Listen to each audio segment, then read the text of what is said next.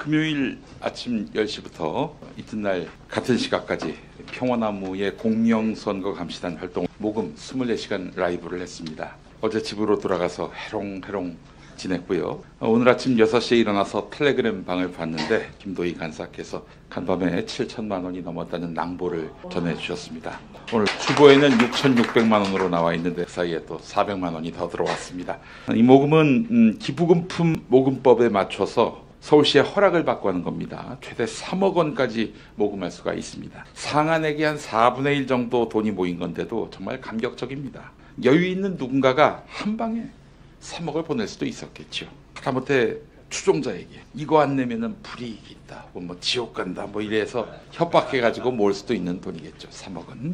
그러나 그런 돈이 아니었습니다. 10,000원, 50,000원, 10,000원, 또 100,000원, 이 돈들이 모여서 7천만 원이 됐습니다. 모두 간절한 진심이 담긴 자발적인 참여라 하겠습니다. 이 힘이 역사를 바꿔왔습니다. 세상을 진보시켜 왔습니다.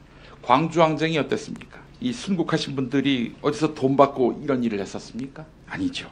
하나님의 정의가 이 민중의 가슴을 적셔서 벌어진 일이다, 이렇게 봐야 할 것입니다. 이 돈은 이번 총선 예배를 더럽히고 민주주의에 상처를 입히는 일부 교회의 불법 선거운동을 막는데 깨끗하게 강력하게 쓰이게 될 것입니다.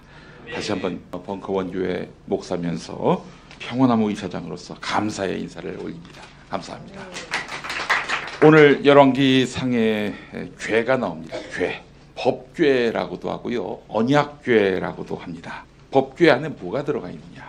십계명, 그 글씨가 새겨진 돌판 2개가 담겨 있다고 성경은 말하고 있습니다. 언제 이 법궤가 만들어졌느냐? 히브리 백성을 데리고 모세가 이집트를 탈출한 뒤 모세가 본인은 시내산에 오릅니다. 그리고 하나님으로부터 십계명 돌판 2개를 받게 되죠. 그걸 들고 내려옵니다. 자, 그렇게 해서 법궤 안에 십계명 돌판이 들어가고요. 그렇게 해서 그 법궤를 들고 가나안 땅이 들어가고 거기서 정착하고 사사시대를 지나게 됩니다. 그때 블레셋한테 빼앗깁니다. 블레셋이 뭡니까? 팔레스타인. 그렇습니다. 그래서 이스라엘 사람들이 팔레스타인을 극도로 혐오합니다. 수천 년 동안 대립각을 세웠다고 해도 과언이 아니죠. 뭐 오늘 팔레스타인에 사는 분들이 꼭 블레셋 쪽 속은 아니었더라도 하여간 이름만으로도 이스라엘 민족은 이 팔레스타인이 불쾌해요. 삼손 장군 힘을 잃었네. 삼손 장군 힘을 잃었네.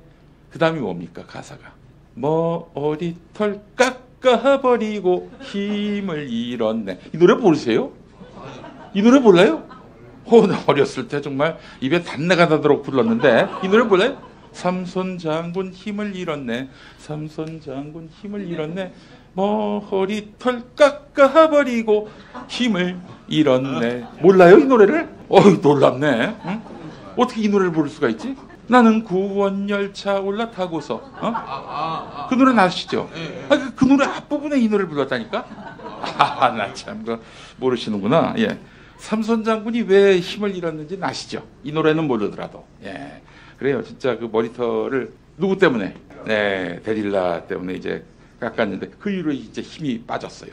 그래서 블레셋 사람들이 삼손을 포박하고 눈깔 뽑고 그래서 완전히 한 사람 바보로 만들어 놨죠. 자, 그럴 때 삼손 장군이 회개해서 다곤 신당을 무너뜨리고 블레셋 사람들을 죽입니다. 삼손도 죽었죠.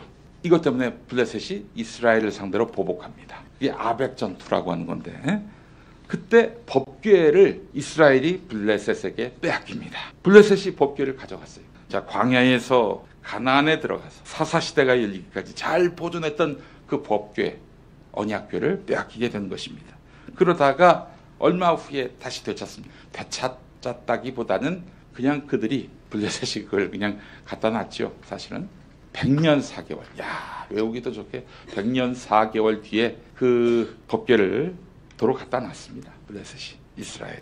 자, 이 법궤에 하나님이 주신 십계명이 새겨진 돌판이 담겨 있다라고 말씀드렸습니다. 결국 이 법궤는 그 안에 들어있는 십계명 2개의 돌판은 하나님이 이스라엘 민족을 특별히 사랑하신다, 이런 증거가 되겠습니다. 얼마나 소중합니까? 하지만 이 법궤는 솔로몬이 만든 성전, 거기 고이 모셔졌다가 바벨론에게 남유다가 망한 다음 종족을 찾기 힘들 정도로 사라졌습니다. 네, 사라졌어요. 이후로 법궤를 받다는 사람이 없었습니다. 포로가 됐던 수많은 이스라엘 백성이 바벨론에서 돌아온 뒤에도 발견되지 않았습니다. 자, 그런데 말이죠. 2차 세계대전 당시였던 1942년 어느 날 이집트 고대 유적지에서 나치 독일군이 법궤를 발굴하기 위해 진땀을 뺍니다. 발견됐다는 어떤 정황을 파악하고 와서 열심히 땀을 흘리면서 찾았는데, 자, 어떤 목적에 쓰이든 간에 하여간 수천 년 동안 많은 사람들이 찾으려고 했던 그 법궤를 손에 넣을 수 있는 순간이었는데 그 자체로도 엄청난 사건이었죠. 근데 법궤는 이미 한 미국인 고고학자가 발견하고 빼돌립니다. 법궤가 발견된 거예요. 무사히 배에 싣고 출항했지만은 선장의 배신으로 결국 이 법궤는 나치 독일군에게 넘어가고 맙니다. 이야, 정말 드라마틱하죠? 독일군은 법궤의 위력을 시험하기 위해서 종교의식과 함께 뚜껑을 여는데 세상에 강력한 빛이 발산되면서 그 빛을 본 모든 사람이 다 죽습니다. 다만 끝까지 눈을 감고 버틴 사람은 살았고요. 드라마틱하다고 말씀드렸죠? 드라마입니다. 지어낸 얘기예요. 예. 바벨론에게 나라를 먹힌 이후로 법궤는 지금껏 발견이 되지 않는 게 팩트고요. 요 지금 말씀드린 요 스토리는 어디 나온 거죠? 그렇습니다. 1981년에 개봉됐던 스티븐 스필버그의 영화 법궤의 추적자들, 일명 레이더스에 담긴 줄거리였습니다. 사실이 아닙니다, 여러분. 그런 게 어디 있습니까? 자, 이쯤 되니까 그 법궤라는 게 실제 있었는가? 솔직히 이야기해서 이게 사실인가? 의문을 갖는 분들이 있을 것입니다. 구약 성경이 쓰일 때는요, 북이스라엘과 남유다가 차례로 망할 무렵부터 쓰였다. 구약 성경 창세기부터 시작해서 이게 문서로 기록된 것이 북이스라엘, 남유다가 망할, 이때는 또 다른 나라 역사와 교차 검증이 가능했던 때였어요. 그 이전 역사는 그냥 구약 성경에 주장만 있을 뿐이지 거의 고고학적으로 역사학적으로 규명이 되지를 못한 역사입니다. 그 없었던 역사냐? 그렇게도 말할 수가 없는 겁니다. 어떻게 알아요, 그것도? 이 시내산에서 법궤를 받았다는 시기로부터 거의 1000년이 지난 시점에 이 십계명이 있었다라는 기록이 쓰이게 된 것입니다. 자, 그래서 아주 시니컬하게 이 성경을 보는 분들은 법궤든 언약궤든 다 지어낸 얘기다, 이렇게 보기도 합니다. 무엇이 사실일까? 사실이다, 사실 아니다. 지금 이 시점에서는 그 논란 자체가 무의미합니다. 법궤가 있었다 없었다 어떻게 지금 이 시점에서 규명할 수가 있겠습니까? 어떤 게 거짓말이다, 어떤 게 참말이다, 구분 지을 수가 없어요. 기본적으로 몇천 년 전 일인데, 그렇지 않습니까? 자, 다만 그 법궤가 이스라엘 민족 역사에 함께 했었고 그 법궤에 담긴 하나님의 사랑과 간섭을 기념하는 것, 이 자체로도 의미가 매우 큽니다. 구약 성경 열왕기상을 보게 되면은 이집트에서 탈출한 지 480년이 되는 해에, 이때 왕이 솔로몬이었는데 예루살렘 성전을 짓기 시작하고 7년 만에 이 성전이 완공이 됐습니다. 성전은 오늘의 예배당처럼 예배하는 공간만의 의미가 있는 게 아닙니다. 그 당시의 성전은 하나님이 계시는 곳이었어요. 실제 하나님의 주소지였습니다. 예루살렘 성전이 딱 그랬어요. 당연히 이곳에 시내산에서 받았던 그 법궤가 모셔지게 된 거죠. 이때에 하늘에 가득 찬 영광이 성전에 가득했습니다. 오늘 우리가 부른 찬송, 하늘에 가득 찬 영광의 하나님, 이 찬송을 작시한 분이 누굽니까? 보세요, 악보. 뭐라고 돼 있어요? 어떤 사람 이름이 있습니까? 김정준. 이 아호가 만수인데요. 만수 김정준 목사님. 어느 교단 목사님일까요? 우리 벙커원교회가 속한 한국기독교장로회 소속입니다. 이 찬송과 가사를 보면 대단히 보수적이고 복음적인 신앙을 가진 분처럼 보이는데 말이죠. 엄청난 진보주의자였습니다. 그 진보주의자 입에서 이런 복음적이고 수직적인 찬양 가사가 나왔습니다. 그럴 수밖에 없었던 이유가 그분의 일생을 짚어보면은 정말 하나님의 은혜라고밖에 설명할 수 없는 그런 일들이 있었어요. 이분이 젊은 시절부터 폐결핵을 앓았습니다. 그래서 마산에서 따로 수용되기도 했어요. 굉장히 몸이 허약했습니다. 몸은 강건하지 못했지만 하지만 정신은 달랐습니다. 이분이 한신대학 학장을 하셨어요. 한신대학교가 이제 종합대학이 되기 전에는 이제 단과대학 한신대학이었죠. 신학과. 그때 이제 학교가 지금은 경기도 오산에 있는데 그때는 우리가 자주 가는 한신대학교 신학대학원이 위치한 수유동에 있었습니다. 1972년 이분이 그때 학장으로 있었는데 그때 1972년에 우리 정치 역사에서 어떤 사건이 있었습니까? 박정희가 종신 집권을 선언한 유신 개헌이 있었습니다. 여기에 항거해서 우리 한신대 학생들이 반대 시위를 요란하게 벌였습니다.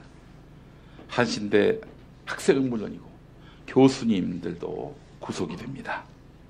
그때 김정준 학장이 이런 설교를 합니다. 학생 여러분, 우리가 공부를 해야지 말이야. 밖에 나가가지고 데모나 하고 이래서 해야 되겠는가? 라고 했다면 우리가 김정준 목사님을 기념할 이유가 전혀 없겠죠. 김정준 목사님 설교가 이랬습니다. 우리 교회와 크리스찬은 예수님 말씀대로 예할 것은 예하고 아니오할 것은 아니오할 수 있어야 합니다. 그러나 만일 이 예와 아니오를 양심대로 말하지 못할 만큼 언론의 자유가 없고 그 바른 말을 한 것 때문에 우리의 권리가 일시 박탈당한다 하더라도 염려할 필요가 없습니다. 낭망할 필요가 없습니다. 비관할 필요가 없습니다.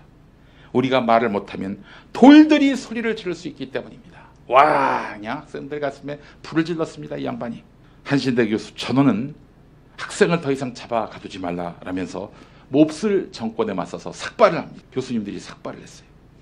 우리 김정준 학장님은 그 삭발한 머리카락을 모아가지고 붓을 만들어서 뭔가를 쓰려고 했었는데 그러진 않았고, 그때도 말이죠. 지금도 그렇습니다만 대학은 정권이 없애려 한다면 얼마든지 없앨 수 있었습니다.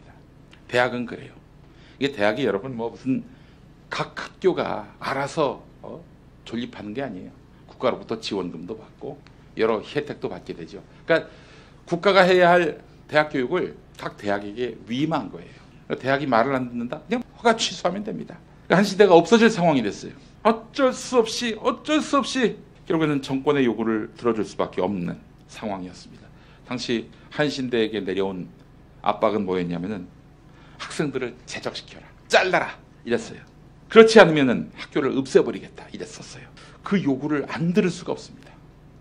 그렇잖아요. 김정준 학장 혼자서 그걸 거부했다가는 학교 전체가 문 닫게 생겼는데, 그러면 한국 기독교 장로회 교단신학교에서 신학생을 배출할 수 없는데 교단도 무너지게 생겼어요. 어떻게 했느냐? 김정준 교수는 그렇게 당시 문교부의 요구대로 할 수밖에 없을 상황에서 한신대학의 교기 있죠. 교기, 학교의 깃발, 요거를 칼로 찢어버립니다. 그래 놓고는 학생들이 다시 학교로 돌아올 때까지 저 깃발은 찢어진 채로 둘 것이다. 그러나 그 학생들이 돌아오는 날 다시 꿰맬 것이다. 이렇게 얘기를 하신 분이 김정준 목사님이십니다. 대다수의 교육자들이 아마 현실에 굴복하고 말겠지만은 김정준 목사님은 그러지 않으셨습니다. 여러분, 그런 김정준 목사님의 역사를 우리가 돌아보면서 이 찬양 가사를 다시 살펴보면 얼마나 감동이 새롭습니까? 연약한 심령을 굳게 세워주시고 주의 뜻 받들어 참되게 살아가며 주 말씀 따라서 용감하게 하소서. 고난도 슬픔도 이기게 하옵시고 영혼에 잇대어 살아가게 하소서. 영혼의 가치에 지배당하면서 일시적으로 설치는 저 권력 앞에 비굴하게 무릎 꿇지 않으며 살게 하옵소서. 여러분, 앞으로 이 찬송 부를 때 좀 길긴 합니다. 가사도 길고 4절까지 있잖아요. 그러나 이 찬양을 앞으로 다시 부를 때 그냥 한 장 넘기면 또 있는 찬송가가 아니라 민주주의를 위해 싸운 위대한 예언자의 삶이 녹아든 신앙 고백임을 알았으면 좋겠습니다. 네, 하늘에 가득 찬 영광의 하나님. 다시 법궤, 언약궤 이야기로 돌아가겠습니다. 솔로몬이 성전을 완공하고 하늘에 가득 찬 영광이 성전을 휘감았습니다. 성전은 백향목과 금은 보석으로 화려하게 치장했습니다. 이 말씀을 인용해서 새로 짓는 교회당을 화려하게 지어야 한다, 이렇게 설교하시는 목사님들이 계세요. 예. 오늘날의 교회당이 구약시대의 성전과 같습니까? 아니죠. 교회는 신약 이후로 건물이 아닙니다. 교회는 그리스도인의 모임입니다. 교회당을 지나치게 화려하게 지으려다가 이 그리스도인들, 교인들이 상처를 입고 갈라지면, 그리고 교회를 떠나면 그건 안지은이만 못한 행위가 되는 것 아니겠습니까? 그렇잖아요. 교회는 건물이 아니라 그리스도인의 모임이라고 하잖아요. 그래서 우리 교회가 강북에 교회당이 있었을 때 강북 성전이라고 하지 않았습니다. 여기를 마포 성전이라고 하지 않았습니다. 뭐라고 했어요? 강북 공동체, 마포 공동체라고 했습니다. 여러분, 교회는 성전이 아니라 공동체입니다. 자, 오늘 우리가 보는 열왕기서는 크게 분류하자면 이스라엘 역사를 다룬다고 해서 역사서로 이제 분류를 하는데요. 카테고리가 역사서입니다. 열왕기서가요. 자, 그런데 구약 성경에는요, 역사서가 크게 두 부류가 있습니다. 신약 성경의 복음서, 예수님의 일대기를 다룬 복음서가 4개잖아요. 4개 중에서 3개는 공관복음, 하나는 공관복음이 아닌 복음. 근데 보면 복음서끼리 서로 좀 이야기가 다르잖아요. 베드로가 예수님을 주는 그리스도시요 살아계신 하나님의 아들입니다라고 얘기했을 때 마태복음에서는 너 짱이야. 베드로 너 짱이야. 예수님이 이런 반응을 보이셨지만 마가복음에서 뭐라고 그랬어요? 사탄아 물러가라 이랬단 말이에요. 아니 그때 같은 사건을 다루면서 이렇게 판이하게 다른 팩트가 나열돼 있을까? 서술돼 있었을까? 마찬가지입니다. 이 구약 성경도 보면은 다 같은 얘기 같지만은 아닙니다. 역사서가 2개로 분류돼 있어요. 하나는 신명기 역사서, 다른 하나는 역대기 역사서 분류돼 있어요. 신명기 역사서에 뭐가 들어 있을까요? 신명기가 들어가지 않았겠는가? 아닙니다. 칼국수에 칼이 들어가지 않았던 신명기 역사서에는 신명기가 없습니다. 창세기, 출애굽기, 레위기, 민수기, 신명기 다음에 여호수아, 사사기, 룻기, 사무엘상하, 열왕기상하, 이게 바로 신명기 역사서가 되겠습니다. 신명기 역사서, 신명기가 없는 신명기 역사서. 이 신명기라고 하는 것은 하나님의 거듭된 명령, 이런 의미가 되겠죠. 하나님의 명령대로 이스라엘이 살아야 한다, 이런 가르침 속에서 서술된 역사서입니다. 역사 기록도 팩트를 그대로 나열하는 것처럼 보이지만 일종의 관점이란 게 있어요. 이 관점은 뭐냐?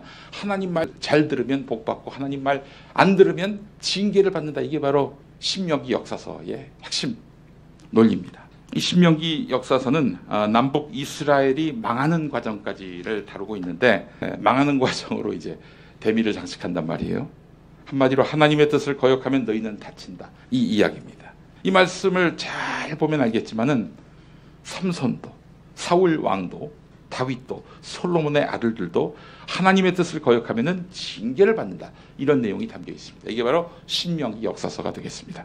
자, 그렇다면은 역대기 역사서는 뭐냐? 역대기가 들어가 있습니다. 이거는 또 역대기 역사서에는 이름대로 역대상, 역대하가 들어가 있고요. 에스라, 느헤미야, 에스더가 들어가 있습니다. 에스라, 느헤미야까지 나왔다면은 이거는 바벨론에게 나라가 망한 다음, 그리고 다시 이스라엘로 돌아온 이후의 이야기도 나온다는 거 아니겠습니까? 뭐 아담부터 시작하는 거는 둘 다 마찬가지예요. 그런데 그 앞서서 신명기 역사서는 이스라엘이 망한 시점까지 기술돼 있었다면 요거는 이제 돌아온 이후, 바벨론의 포로로 끌려갔다가 돌아온 이후의 역사까지 다루고 있습니다. 자, 그럼 관점과 결론도 다를 것 같습니다. 그렇습니다. 바벨론에게 나라가 망한 뒤 다시 이스라엘로 돌아온단 말이죠. 하나님이 이스라엘 민족을 사랑하신다, 이게 이제 관점이에요. 다윗의 통일 왕조를 회복시켜 주실 것이다, 이런 메시지가 있는 거죠. 하나는 매를 든다면 하나는 또 이제 약을 발라주는 그런 역사의 기록이라 하겠습니다. 나아가서 다윗 중심의 통일 왕국을 회복시켜 주신다라는 지극히 이스라엘 버전의 국뽕스러운 말씀, 국뽕스러운 말씀이 바로 역대기 역사서라 하겠습니다. 신명기 역사서에 뭐가 들어있다고요? 다시 한번. 뭐부터 시작합니까? 여호수아, 창세기, 출애굽기, 레위기, 민수기, 신명기 다음부터 여호수아, 사사기, 룻기, 사무엘상하, 열왕기상하.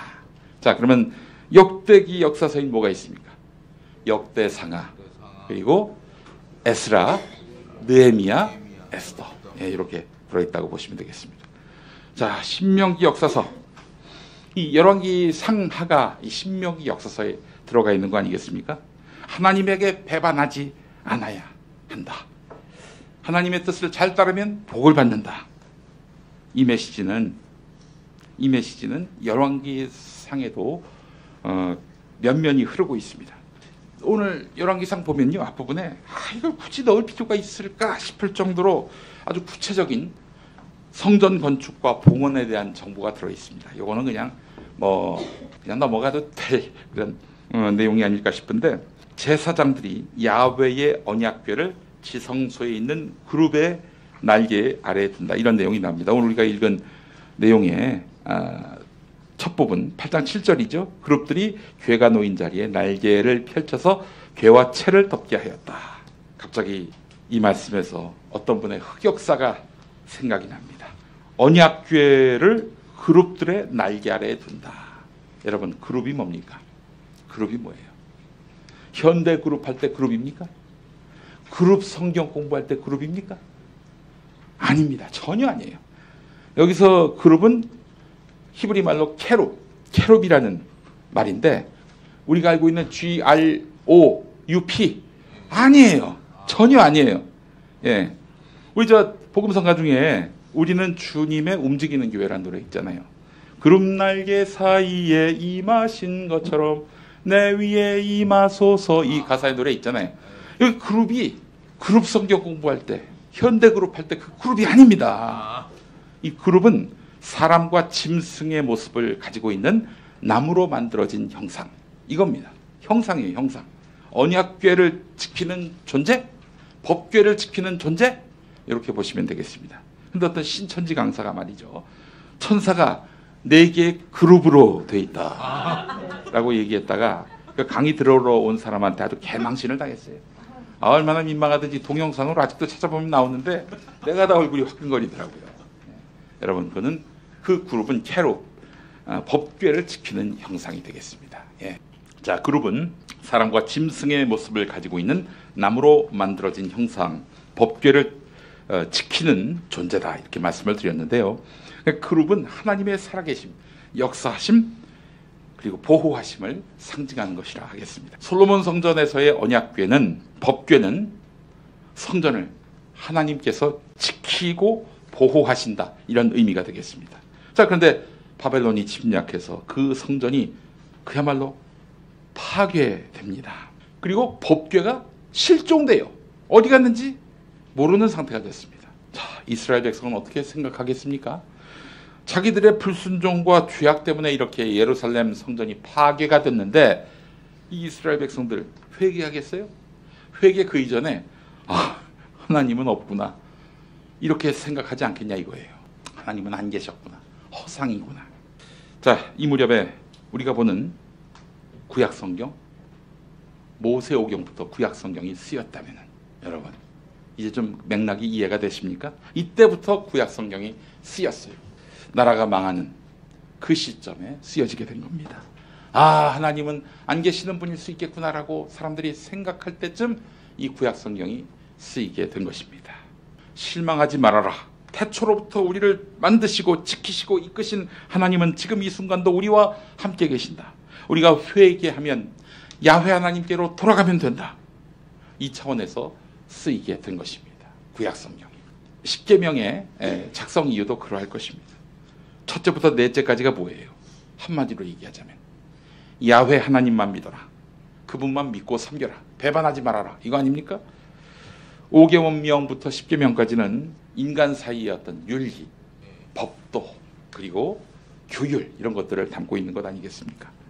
자, 그런데 첫째부터 넷째까지는 거의 40%는, 또 앞부분은 하나님을 배신하지 말고 그분만 믿어라, 이겁니다.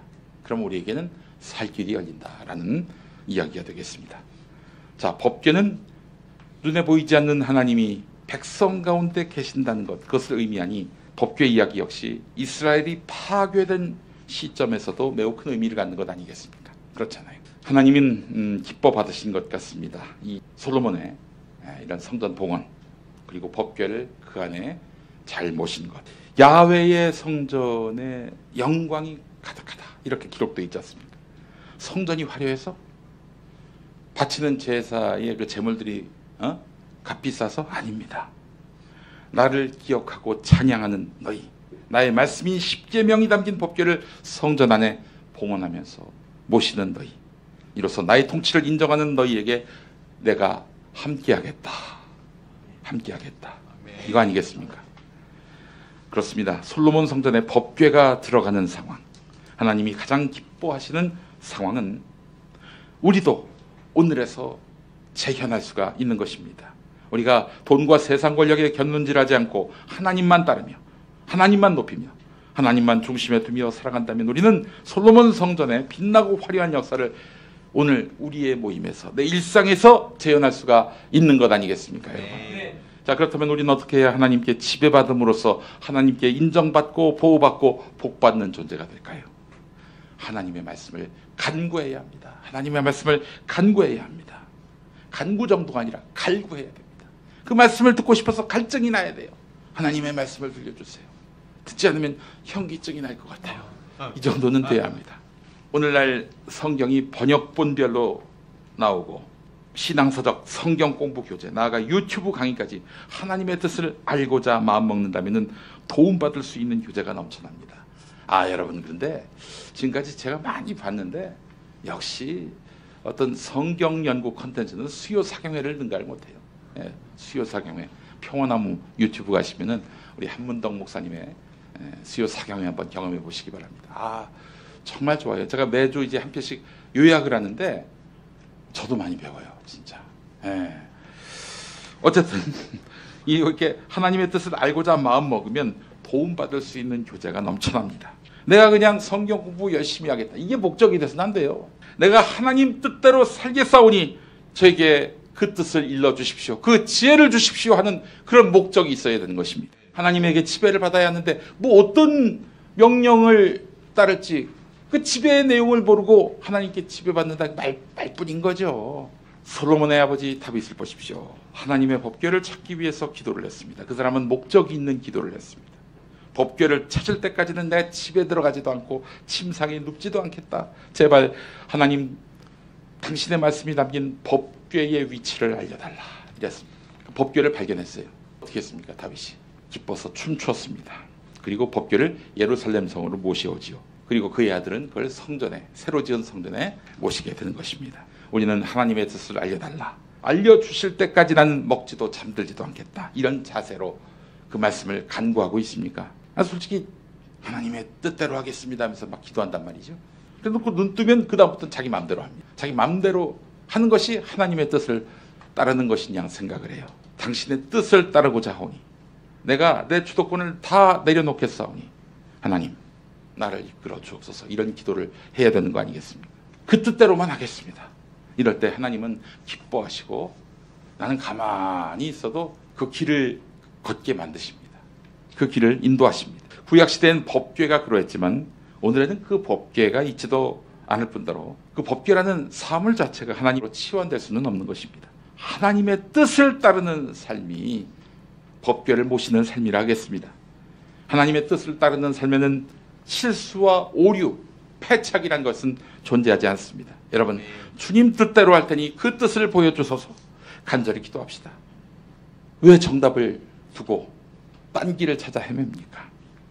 자, 그런데 법궤를 목적으로 보면 안 돼요. 여러분, 여호수아 때 레위 제사장들이 법궤를 맸던 거 아닙니까? 그들이 법궤를 메고 요단강을 건너야 하는데 세상에 어떻게 됐습니까? 홍해 건널 때처럼 물이 말라버립니다. 물 한 방울 안 튀고 백성들이 그 강을 건넜습니다. 그보다 앞서서 광야에서 약속의 땅을 향해서 행진할 때 법궤가 움직일 때마다 불기둥, 구름기둥도 함께 움직였습니다.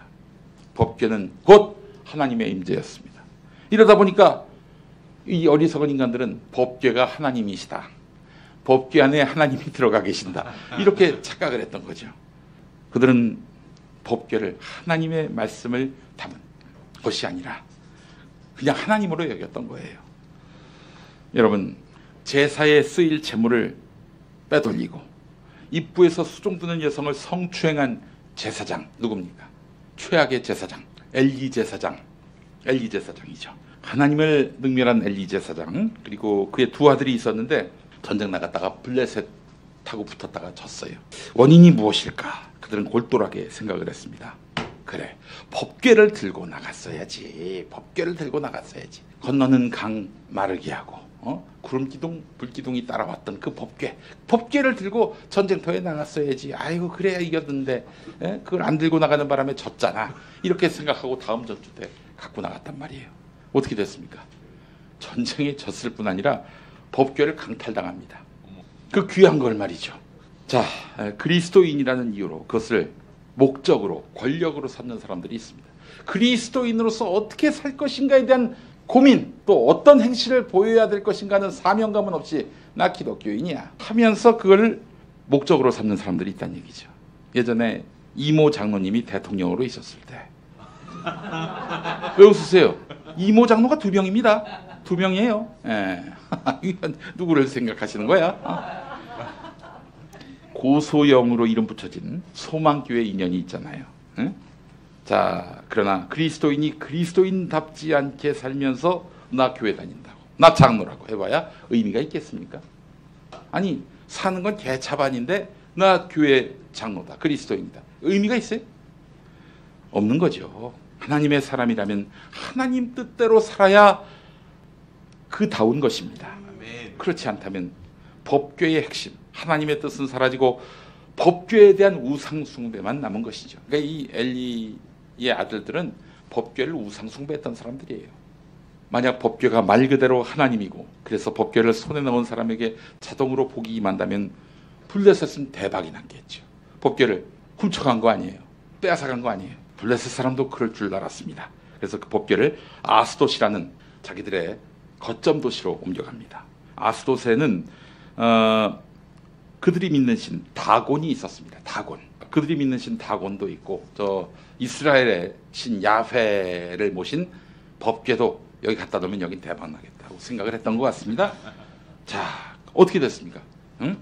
아스돗으로 옮겨갔더니 다곤 신상이 얼굴과 손이 잘려서 문지방에 나뒹굴었습니다. 몸뚱이만 남았어요. 목이 날아가고 손이 날아가고. 아스돗 사람들은 독한 종기로 괴로움을 당하다가 죽었습니다. 그냥 순식간에 이제 죽는다면은 고통이 덜하지 않겠어요? 근데 온갖 그 독한 종기 때문에 고통을 당하다 죽는 거 얼마나 비참한 죽음입니까? 블레셋 사람들은 법궤를 그래서 그 아스돗에서 다른 도시로 또 옮겼어요. 가드와 에글론으로 옮겼는데 그때마다 그곳에서 재앙이 발생하는 겁니다.